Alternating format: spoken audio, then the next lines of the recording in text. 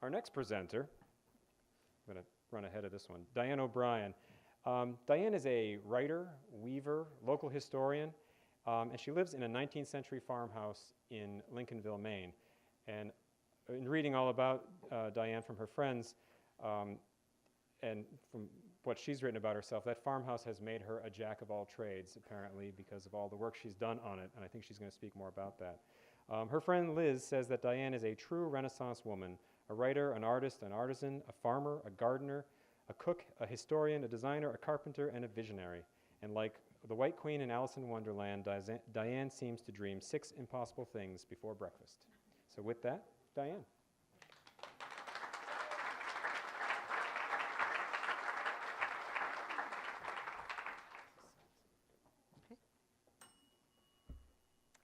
Probably you've driven through Lincolnville Beach, eaten at the Lobster Pound, or had a beer at the pub. But I bet you've never driven 5 miles inland to Lincolnville Center, where standing in the middle of Main Street, you can see 7 abandoned properties. The village that one time held 2 general stores, a blacksmith, several shoemakers, and a milliner, now has a single convenience store. One of these empty properties is the former fire station. It includes the shell of a 19th century one-room school, which closed 60 years ago. Its floor is gone, its back wall torn out to accommodate a large shed, and its front has been replaced with an overhead door. Just across Main Street is the site of a once thriving business, Dean and Ugley's Garage. It fell on hard times, was taken by the town for taxes, and promptly torn down. The petroleum waste found on the site got DEP's attention, which agreed to stay out of it as long as the ground was never excavated. Weeds sprouted through the gravel. 10 years passed. The former fire station complex sold last winter, and the new owners had no interest in what remained of the center school. Enter the Lincolnville Historical Society, which is run by a couple of, well, older women. Threatening a historic building gets up the ire of historical ladies like nothing else. What if we moved the school across Main Street onto the town-owned lot? Here we are, Connie, my Historical Society partner, and I at the pub buying the center schoolhouse for $1 on condition that we move it within the year. Next stop, town meeting to see if the voters would lease the Dean and Ugley land to us. They did, but not before offering to give it to us outright, petroleum waste and all. We declined. Now we owned a building we had no use for and a blighted piece of land we couldn't dig up. We also had no money, but dreams are free. Before long, a whole cadre of community activists materialized, eager to see life come back to Lincolnville Center. Let's make it the library, somebody said, since one thing we don't have in town is a library. That was a go. We began raising money.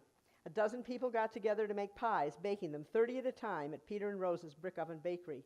We served pulled pork at a summer picnic, followed by an auction in the cavernous empty schoolhouse, where people bid on a sushi platter, a load of gravel, a rag rug, a flat of blueberries, a character named for you in a novel. Rosie, the town's own playwright and auctioneer, produced an old-fashioned radio play called 3 Weeks and 26 Flats about the 1920 trip a Lincolnville family took to Florida in a Model T, complete with sound effects and keyboard accompaniment. It was a sold-out hit. The money was rolling in. By now we had a logo and a name, Move It. People in town were already taking sides. You either thought it should be torn down or you went around in a high state of excitement and euphoria at the rebirth of Lincolnville Center. Then in July, a model of the schoolhouse with 4 hairy-legged people inside walked in the Strawberry Festival parade. There was no turning back. Meanwhile, a crew of volunteers had come together, men of late middle age with a hankering to make something happen. Paul quickly emerged as the engineer of the project. Using a book and a couple of pencils, he demonstrated how a building could be rolled on pipes over a track built of timber cribbing and rough-sawn 2x8s, then pulled with a rope. He was so persuasive, the crew was won over.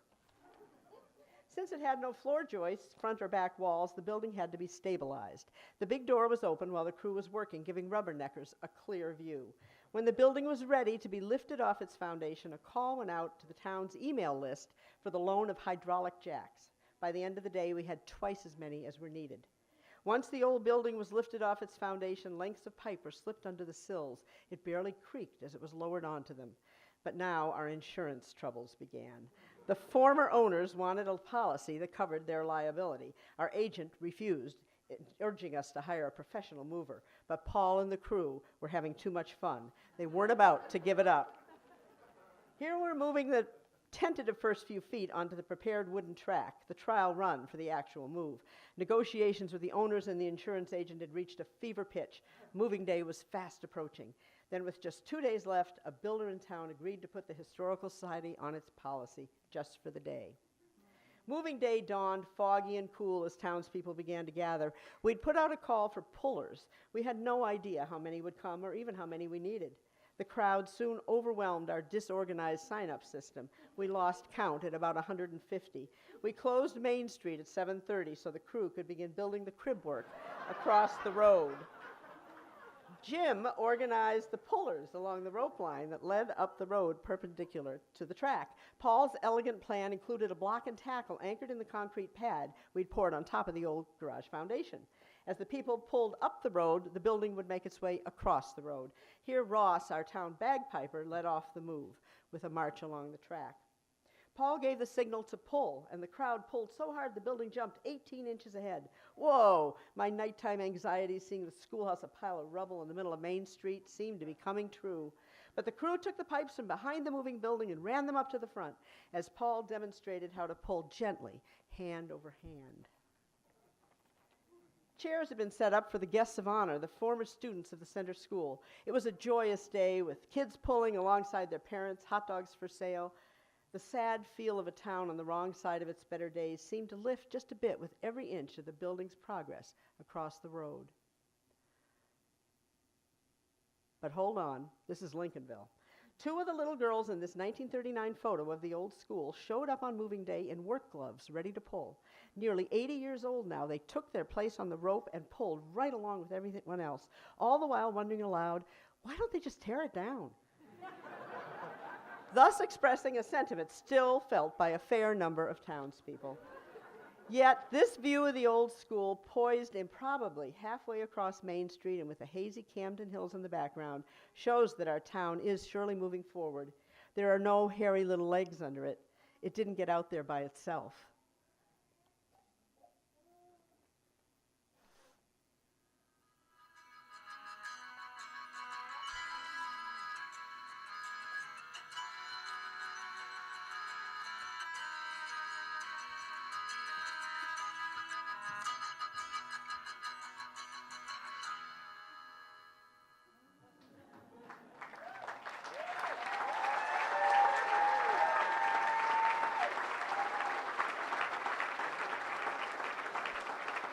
That's great. But that was great, and I guess I have two things to say. One, first, that's historic preservation. And two, I suggest nobody get in Diane's way because you'd be in trouble.